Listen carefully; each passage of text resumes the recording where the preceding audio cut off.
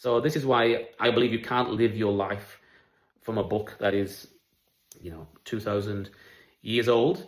And also, people didn't have scripture. And then at different times, some people could not read. So they were having to trust other leaders to give them this information. So I stopped worrying about that. Stopped worrying about sola scriptura or just biblical inerrancy. As I said, the main things are the plain things. If I can get some wisdom in there, great. If I can get some wisdom from Dostoevsky or from Charles Dickens, also great. Or from Buddhism, also great. So another issue that I always like to argue with my friends is, like, Jesus is the way. I am the way, the truth, and the life. I think, again, this is if you have a great father or a great friend or mentor and they can give you wisdom, then take it for sure. But what about the people who didn't have access to that wisdom? You're saying they're not going to be invited into an afterlife or just however that works? Don't believe it. No, again, I have hope. I have hope. And along with that comes humility. So as you get older, you just think, okay, my brain is not capable of knowing all this. Many times I've changed my mind, and many times I've learned something that I didn't know yesterday. So I can almost relax and think, okay, so the idea of like the 10 Commandments, basically, and the idea of love your neighbor, great. And getting a relationship with whatever God is. Because even if the Bible, the New Testament, is completely true, how can we grasp that?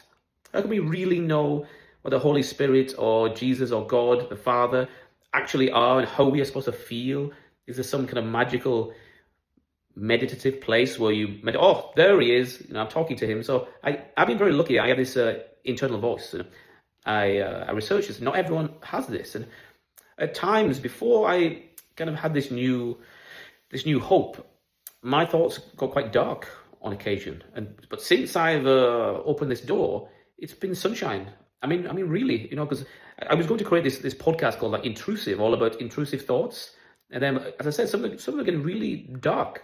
And luckily, I kind of asked for some guidance, just in a moment of I don't know, blind hope. And I did get that answer. So I was dealing with some anger issues, and as I said, I still am quite primal now. I'm like, especially when it comes to protecting my son, it's something just a switches has been turned on or turned off, and so that's not completely gone away. But I have this warmth and this comfort and this satisfaction that I never had before, and just this hope. And then faith is a loaded word, so I don't really have too much faith in dogma and in systems and in doctrine, because how can you trust one thing over the next? But I just have this spirit and this feeling, just this feeling that everything will be okay and will be fair in the end. And I see life as not a simulation and not like a biological video game, but something kind of in between. So, Shakespeare said all the world's a stage and we are the players. It seems like that, but that's not to diminish the importance and the consequences of our actions in this life. I think this explains suffering in a way. This is the game we are in. These are the parameters that we operate within for whatever purpose. There's some horrific things. I've said some bad things have happened in my life and in my circle, but not the worst things. But you can understand that when you break your arm or you cut yourself and you feel pain and then you heal, you can understand that there's levels of this. And so despair is the thing to avoid. As long as we're alive and we're breathing and we can dream and imagine, we have something. There's something there, and it's something rather than nothing. So don't get me started on abiogenesis and the Big Bang. This audio will last forever. So that's where I'm at. That's a man of 50 years who studied religion and philosophy and literature and life and science, and has a PhD and all these things that I'm not saying that my opinion is worth more, but at least I feel like I've lived. I'm worthy of an opinion that I feel it's okay to say it out loud. Where before I was a very shy, reserved person and very changeable. So I didn't really want to put on record what I thought, because I don't want to lead anyone astray. Similarly, even though I talk about the inerrancy of the Bible, how I don't believe it, I don't want to try and push anyone away from that who believes and has strength and conviction that helps them become a good person. So I don't want to take away from that. I'm quite wary of that, but where I'm at, I can see the beauty in it. And the good thing that I find is a little bit of having your cake and eating it. I would want to behave like this anyway. So, if there wasn't religion, if there wasn't a heaven, we're still all just trying to help each other, helping our neighbors, doing the right thing, searching for truth and wisdom. So again, it's one way that I can reconcile not knowing everything and not believing everything and not being worried about the contradictions and not being worried about, well, whichever religion or culture you're born into is the one that you're going to have. Those statistics I get thrown about, which are very true. I think my outlook negates that criticism, because I think you can be a good Buddhist and a good Hindu and a good Muslim and a good anything, and still you have probably the God and the Jesus that I believe in, judging your life on its merits. So I don't believe in this, if you believe in Jesus, then you're the guy, you're the chosen one. I don't believe in that. I just believe that this figure has the final say. And because he's seen the immense extremities of life on earth, like the suffering involved, if you have that knowledge, that first-hand knowledge that is written down, imagine you're at the pearly gates, said Peter, Jesus, and you're like, wow, it's you. No, you guys are real. Wow, you've got so much kudos and credibility with me because you've lived it, you've done it. You know what the human struggle is, making a good decision in hard circumstances. So I do believe in that theology, in that Christology. So that helps me. And again, the reason I can say it out loud is I've mulled this over for a long time.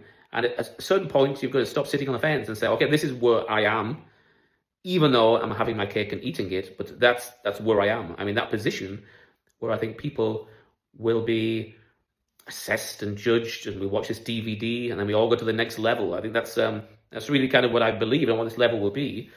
But I have faith and hope in that, and there's no reason that I should have that. There's no reason people should have that. We're these biological beings, and we see this cruel world. Spiders eating flies and cats eating mice, and just the microscopic level, all the ordered chaos that seems so destructive. We live in a world where animals consume other animals. It could have been designed another way. Of course, if you've got an omnipotent, omniscient being as God, we could have all been Lego. We could have all been living in a different life. But it seems like this is our test. This is our biological video game simulation reality escape room that we are faced with. And when you have hope in your heart and trust and faith, it's manageable. Whereas when I was an atheist, really you think that would give you freedom, but I found that it didn't. I was on the edge of, nihilism or despair or hedonism that was destructive. So I don't know, just everything is aligned for me. I'm still not a regular churchgoer. I still am not sure what to do with certain contradictions, but I feel okay. Ironically, I've come back a little bit to how a lot of people are in England, where they just like, yeah, there must be something, and then they get on with their lives. It's maybe that's the best gift of Christianity, where we've just been given this cultural Christianity, where we can, live in a world full of law and ethics and morals, and you don't need to worry too much about ritual or dogma. So yeah, it's a work in progress, but I'll be very interested to see any comments and people smashing me and criticizing me for still kind of being on the fence. But anyway, I've been thinking about this for a long time. How long is this video? 26 minutes? Mamma mia. So yeah, so as part of the IELTS channel, you can break this down and you can look at some of the vocabulary, do some research. Easter is just gone. You'll be amazed how many people from different cultures from the West have no idea what Easter is. I mean, really no idea at all. But even in the UK, some some of my friends were, what? He came back to life? You're kidding me? Is this Star Trek? Or like they didn't realize this was part of the actual beliefs. But this is rare. Most people know, Christmas was the time of the birth and Easter's the time of the resurrection. So it's monumentally interesting to me. And yeah, I'm happy I can finally say it out loud, because again, in England, you should know that a lot of Christianity is seen as lame, seen as embarrassing, seen as depressing, seen as old and crusty. It's quite embarrassing. You get labeled a God botherer. I love that phrase, God botherer. It's like, you can be a good person, you can be religious, but leave God out of it. Don't be sharing God and evangelizing to people and trying to persuade people. So it's very, very interesting to me. It's the most important question in the universe. And ironically, I've seen so many people around Asia who have Taoist or Confucianist or Buddhist beliefs, and they are wonderful people. And the way they treat their family and how hard they work. If there's a heaven, they're going to heaven for sure. I would refuse to go in if they are not allowed in. And it's funny what message sometimes you try to pass on. If someone's, oh, what do you believe? I would maybe say something to them, but they are unmoved. They have got 500 years of ancestor worship and 4,000 other years of a mix of everything else, and it works for them. Like perhaps they're missing some joy, some inspiration, some happiness, some hope and faith that could be there. So I am going to maybe speak louder, but as I said, there is no way that these people are not going to get to go where Christians think they're going. In a similar vein, so when I tried to join different churches at various times, one person said, you need to get baptized. I said, yeah, okay. I've been baptized twice, actually, which is kind of interesting. It must mean something. I was baptized once in an outdoor bath in Manchester, which was a bit scary. I thought I was going to get held underwater and killed. But anyway, so I've been baptized twice. I baptized my kid myself. I just did it. But so this church leader said, if my sister didn't get baptized, then if she gets hit by a bus, she goes to hell. Bye-bye.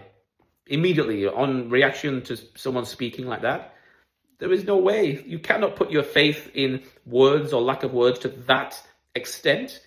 If there's a God that is worthy of being believed in, they must be better than that. They must be better than the best person we have on earth. And there was no way they would do that to someone just because they hadn't been baptized. And then he was, oh, but they had their chance. No, I don't think so. What would logically make sense to me, but again, I don't hold any store by this, is maybe there were levels, based on people's works and their belief and what they did. They go, okay, you're in charge of the car park and you're making sandwiches, level 2. I can put my faith in that. So I think, be good, be kind.